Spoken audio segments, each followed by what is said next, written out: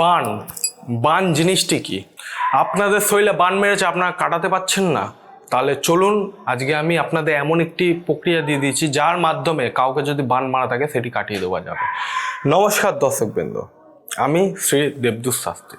প্রত্যেক দিনের মতো আপনার কাছে এমন একটি জিনিস নিয়ে এসেছি যেটি দিয়ে আপনারা প্রচণ্ড উপকৃত পাবেন। জিনিসটি কি আমি বলে দিচ্ছি।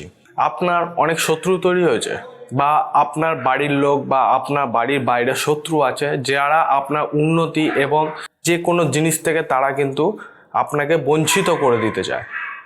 কি আমি বলে দিচ্ছি, আপনি ভালো কাজ করছেন, ভালো ব্যবসা করছেন এবং ভালো সাংসারিক জীবন করছেন, অথবা আপনার বাড়িতে আপনার বোনের উপর বা আপনার বউয়ের উপর নজর আছে, আপনি তাদের বাড়ির একমাত্র সম্বল, তার জন্য আপনারা অনেক শত্রু আছে আপনাদের যারা কি করে, তাকে বান মেরে হয় বিছনায় ফেলে দেয়, নয় জ্বালানি বান মারলে সারা রাত ধরে গা হাত পা জ্বলবে, আপনি ঘুমাতে পারবেন না, এরম করে শরীর অসুস্থ হয়ে যাবে, অথবা শুকনো বান মারে, অথবা মারণ বান।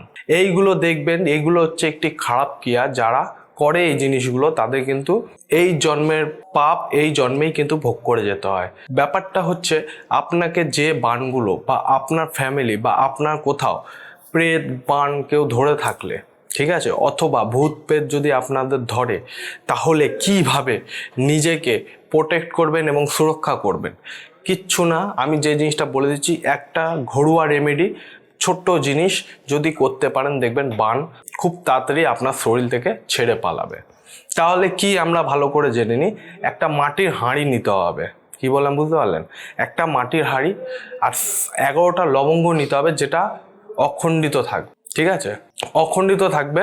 11টা লবণ নিতে হবে, এক টুকরো কর্পূর নেবেন, আর 7টা তেজপাতা নেবেন।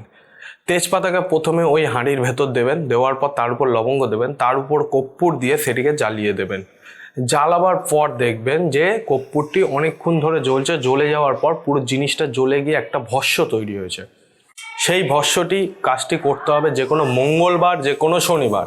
সেই ভস্মটির উপর একটুখানি সর্ষের তেল দেবে, ঠিক আছে, একদম ঘানি সর্ষের তেল, যেটা দিয়ে প্রচণ্ড গন্ধ বেরোয়, সেই সর্ষের তেল দেবেন, পরিমাণ মতো দেবেন। সেটিকে আপনার যে যে জায়গাগুলো অসুবিধা আছে, যদি দেখা যায় শুকনো বান মারা আছে, তাহলে সেই সর্ষের তেলে দিয়ে, যদি শুকনো বান কেউ মেরে থাকে তাহলে তার কপালে তিলক করে দেবেন। আর যদি কোনো রকম প্যারালাইসিস বান বা কোনো রকম যদি জ্বালানি বান মারে, তাহলে রাত্রিবেলায় করে তার শরীরে সেই প্রলেপটি লাগিয়ে দেবেন। এরকম কন্টিনিউয়াস 11 দিন করলে দেখবেন আপনার শরীর আস্তে আস্তে সুস্থ হয়ে উঠছে। আর তাকে খাওয়া দাওয়াটা আপনার পরিমাণ মতো দেবেন। যদি খাওয়া দাওয়া আপনারা ভাত ডাল না খায়, তবে কিন্তু লিকুইড খাবার আপনাদের দিতে হবে। তাহলে কিন্তু ওনার শরীরে যেসব জায়গাগুলো ক্ষত হয়েছে সেগুলো কিন্তু প্রোটেক্ট হবে এবং আপনারা কিন্তু সেই বান থেকে মুক্তি পাবেন। এই জিনিসটা ঘরেলু টোটকাটা করে দেখেন। বান কিন্তু চট করে কাটতে চায় না, ওটাকে একটু টাইম দিতে হবে, সেজন্য আপনারা টাইম ধরে করবেন। এই জিনিসটা কোনো 100% রেজাল্ট আপনারা পাবেন, ঠিক আছে। এরকমই কন্টেন্ট পেতে গেলে অবশ্যই চ্যানেলটিকে সাবস্ক্রাইব করবেন এবং ভিডিওটিকে সাবস্ক্রাইব করে রাখবেন, কারণ আপনার একটি সাবস্ক্রিপশন আমার জন্য ইন্সপায়ার হয়ে দাঁড়ায়।